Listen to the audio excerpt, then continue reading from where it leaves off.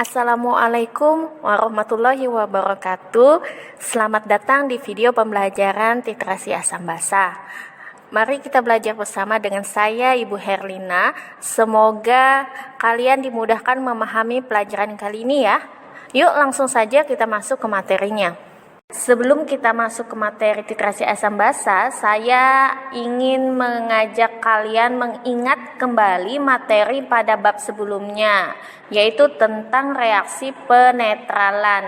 Nah, adakah di antara kalian yang masih ingat tentang reaksi penetralan itu? Yap, reaksi penetralan adalah reaksi yang terjadi antara senyawa asam dan basa, sehingga menghasilkan produk berupa garam dan air. Ini sebagai contohnya adalah senyawa asam klorida dengan rumus kimia HCl direaksikan dengan senyawa basa NaOH. Nah, di mana masing-masing asam dan basa ini mengion di dalam larutannya. HCl mengion menjadi ion H+ dan Cl-. Sedangkan basa NaOH mengion menjadi ion Na+ dan ion OH-. Nah, ion-ion tadi kemudian bergabung. Contohnya H+ akan bergabung dengan OH- membentuk senyawa air yaitu H2O, dan sisa ion lainnya akan membentuk senyawa garam. Dalam reaksi ini senyawa garam yang terbentuk adalah senyawa NaCl.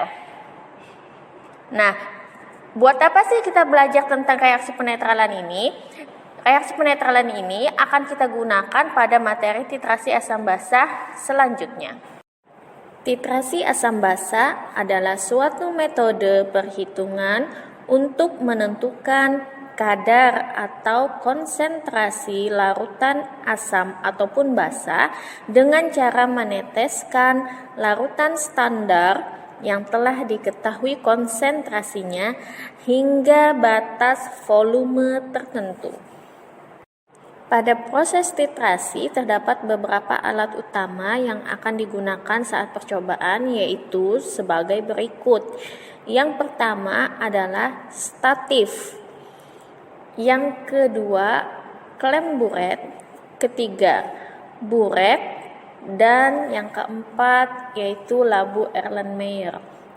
Kemudian beberapa alat tersebut akan dirangkai menjadi gambar seperti ini. Nah, jika sudah siap seperti rangkaian gambar ini, maka titrasi siap dilakukan.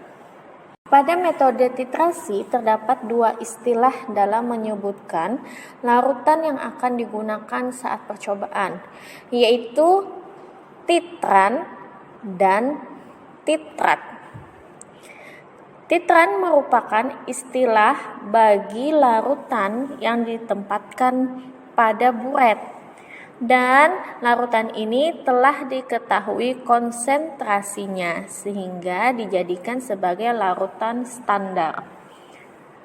Kemudian titrat merupakan istilah bagi larutan yang ditempatkan pada labu Erlenmeyer, dan larutan ini belum diketahui konsentrasinya.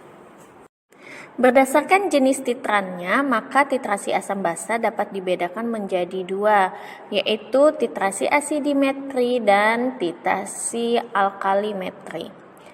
Titrasi asam basa dapat disebut sebagai titrasi asidimetri jika titrannya berupa larutan asam.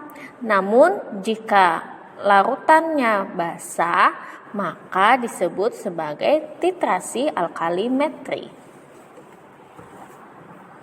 Setelah kita mengetahui pengertian dari titrasi asam basa beserta alat-alat yang digunakan, maka kita akan masuk ke materi bagaimana sih proses titrasi asam basa itu dapat berlangsung.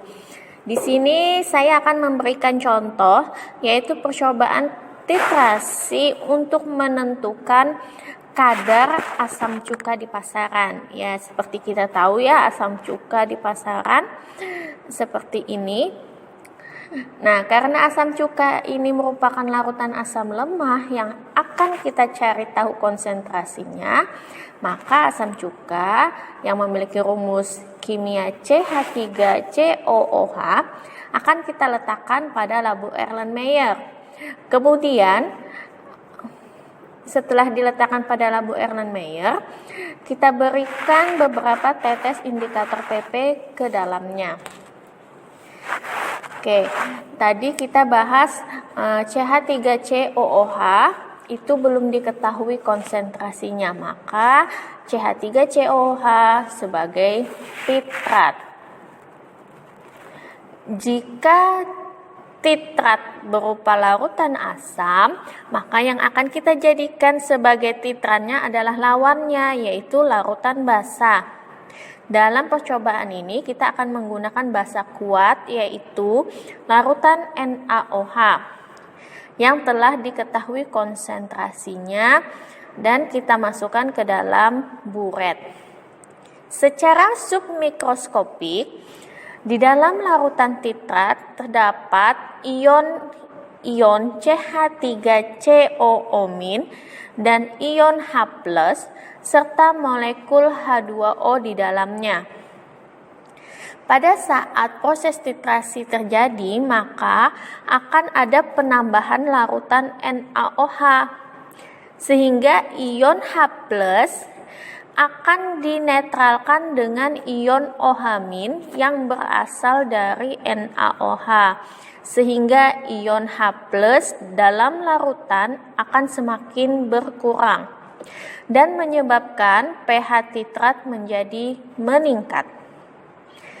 Jika penambahan NaOH terus dilakukan, maka akan tercapai suatu keadaan di mana jumlah ion OH- sama dengan jumlah ion H+, sehingga keadaan ini disebut sebagai titik ekuivalen.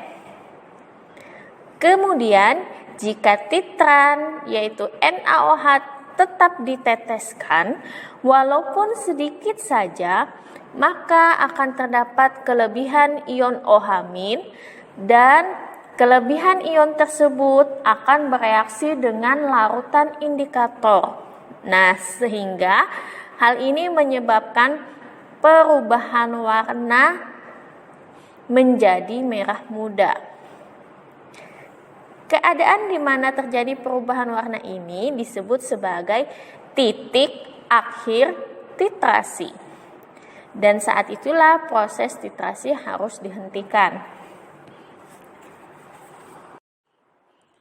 Titik akhir titrasi harus sedekat mungkin dengan titik ekuivalen agar ketepatan hasil titrasi diperoleh dengan baik. Oleh karena itu, pemilihan indikator harus tepat dan sesuai dengan titrasi yang akan dilakukan.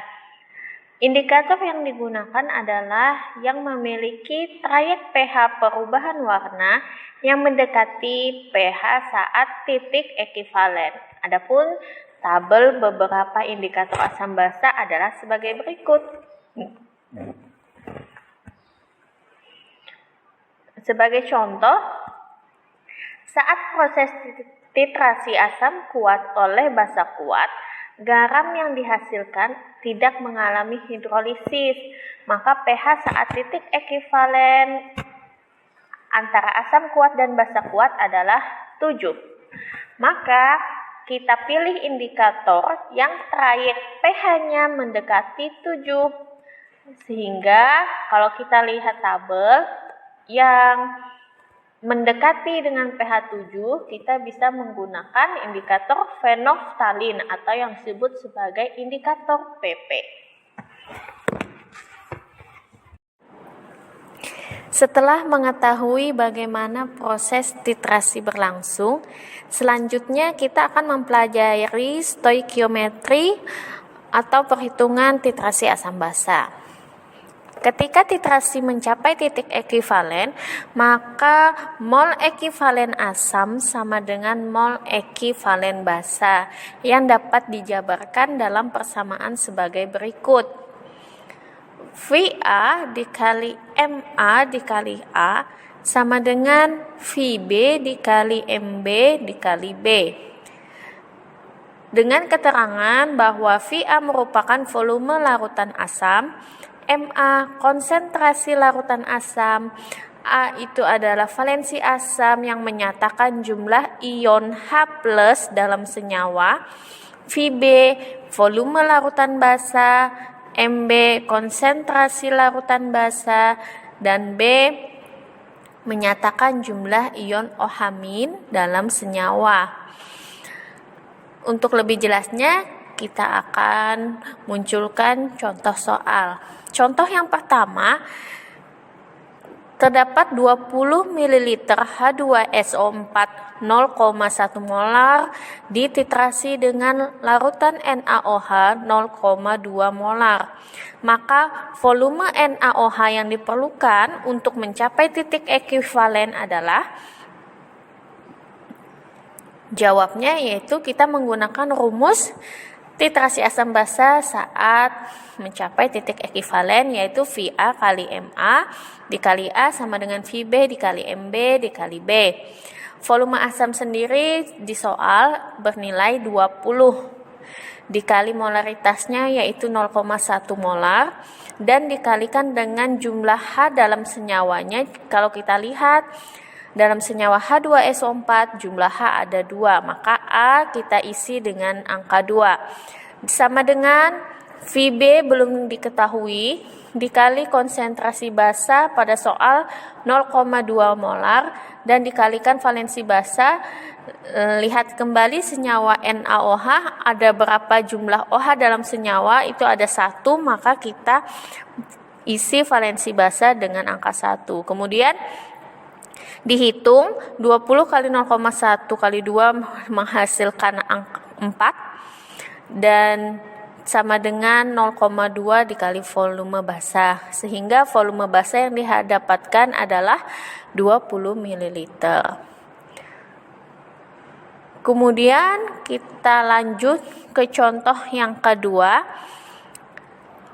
Terdapat data titrasi asam basa sebagai berikut.